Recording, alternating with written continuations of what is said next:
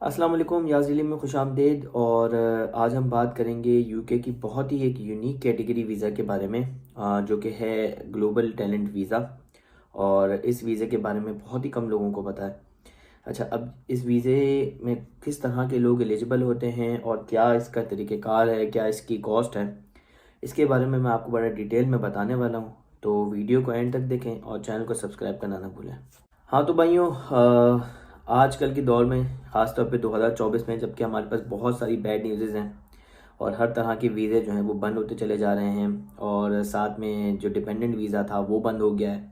इसके ऊपर आपके केयर होम के वीज़े के ऊपर साथ में स्टूडेंट भी जो है वो अब डिपेंडेंट नहीं ला सकते एज़ लॉन्ग एज़ जब तक वो पीएचडी की डिग्री पे ना हो। तो बहुत सारी बैड न्यूज़ हैं। इसके साथ साथ ही मैं आपके लिए लाया हूँ एक गुड न्यूज़ इन सब के अंदर, और वो है ग्लोबल टैलेंट वीज़ा, जिसके बारे में मैं आपको बड़ी डिटेल में बताने वाला हूँ।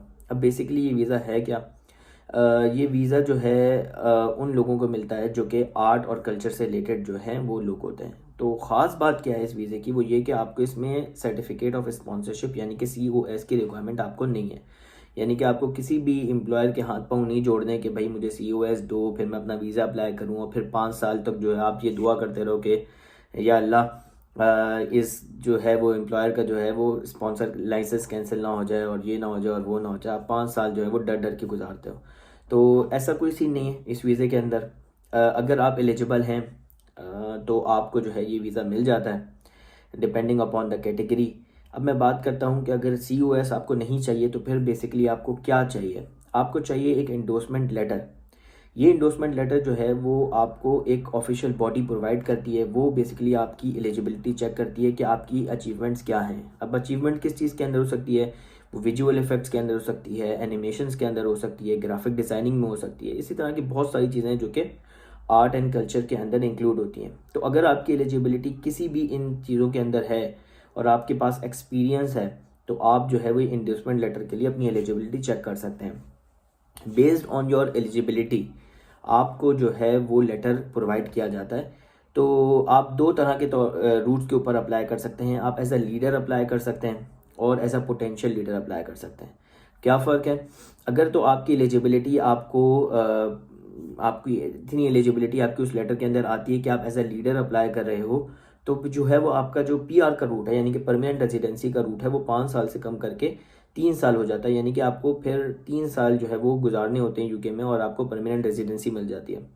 जबकि अगर आप as a potential leader apply कर रहे हो, और उसकी वजह यही हो सकती है कि आपके पास इनफ एक्सपीरियंस नहीं है, इनफ अचीवमेंट्स आपके पास नहीं है, और आप as a potential leader apply कर रहे हो, तो यहाँ पर आपको जो है वो 5 साल पूरे कंप्लीट करने होते हैं PR रूट पे अप्लाई करने के लिए, यानी कि परमानेंट रेजिडेंसी हासिल करने के लिए। ये तो एक बात हो गई। इस वीज़े के अंदर आप जो है एज अ एम्प्लॉय काम कर सकते हो, यानी कि आपको वीज़ा मिल गया, आप यहाँ आके आप किसी कंपनी को ज्वाइन कर सकते हो यूके में जो कि आर्ट और कल्चर से रिलेटेड कोई भी काम कर रही है, ग्राफिक डिज़ाइनिंग कर रही है, एनिमेशन कर रही है, विजुअल इफेक्टिंग कर रही है।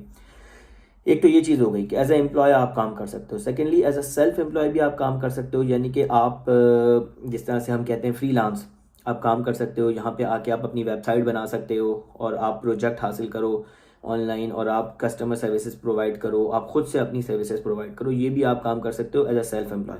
और तीसरी चीज़ कि आप एज अ CEO यानी कि आप एक कंपनी भी खुद से बना सकते हो और आप एक कंपनी बिल्ड कर सकते हो, और ये भी आपके पास अपॉर्चुनिटी होती है। यानी कि तीनों तरह की अपॉर्चुनिटी इस वीज़े में आपके पास अवेलेबल होती हैं। जब आपको ये वीज़ा मिल जाता है तो आप एम्प्लॉय, सेल्फ एम्प्लॉय और as a CEO of the company आप काम कर सकते हैं।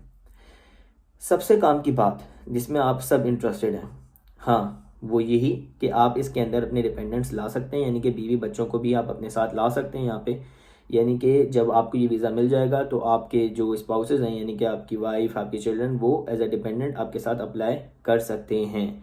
तो ये जो है वो सबसे कमाल की बात है इस वीज़े के अंदर। ठीक हो गया मेरे भाई। अब आ जाते हैं मुद्दे की बात पे कि पैसे कितने लगेंगे।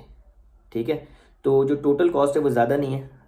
716 पाउंड जो है वो टोटल कॉस्ट है इस वीज़े की, यानी कि ऑल टुगेदर अगर आप इसको मिलाएं तो ये कॉस्ट आपको पड़ती है अप्लाई करने की।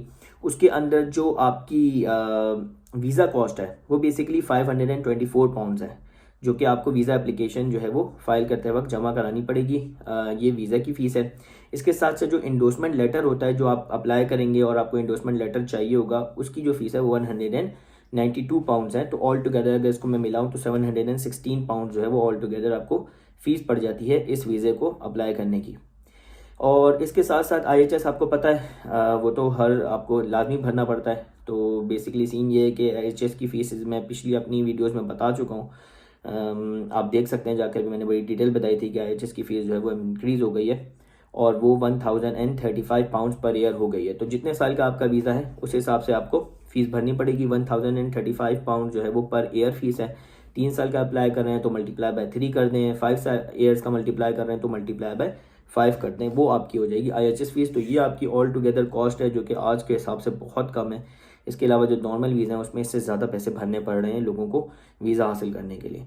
तो भाइयों, ये था कुछ ओवरऑल मामलात जो मैंने आपको बताया ग्लोबल टैलेंट वीज़ा के। ये एक बिल्कुल मुनफरिद कैटेगरी है जिसके बारे में बहुत कम लोगों को आज पता है। तो मैंने आपको जो है वो इसका एक बेसिक आइडिया दे दिया है। अब आपका काम है कि आप इस पर फर्दर रिसर्च करें और इसके बारे में जानें और ये चेक करें कि आप जो हैं वो इस वीज़े के लिए एलिजिबल हैं या नहीं हैं।